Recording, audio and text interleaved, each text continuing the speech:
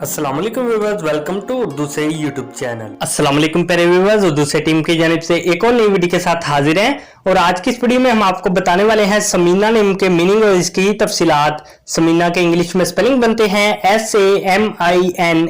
Jeans लड़की है, जुबान है अरबी और इसका मजहब है मुस्लिम। समीना के मायने है कीमती चीज। समीना नाम का शुमार लड़कियों के नामों में होता है। समीना नाम की इब्तदाई तारीख अरबी जुबान से निकलती है। समीना नाम के अफराद के लिए खुशकिस्मत नंबर 2 माना जाता है, जबकि खुशकिस्मत दिनों में जुम्मा और हफ्ता शामिल है। खुशकिस्मत धातों में हिंसों के हिसाब से लोहा शामिल है। समीना नाम के अफराद के लिए मुआफिक रंगों में नीला और काला रंग शामिल है। समीना नाम के अफराद के लिए मुआफिक पत्थरों में नीलम शामिल है। समीना नाम में 6 हरूफ हैं और ये एक लफ्ज बनता है। अपने नाम का मीनिंग जानने के लिए कमेंट बॉक्स में लिखिए, चैनल को सब्सक्राइब कीजिए, वीडियो को लाइक और शेयर कीजिए। Thanks for watching.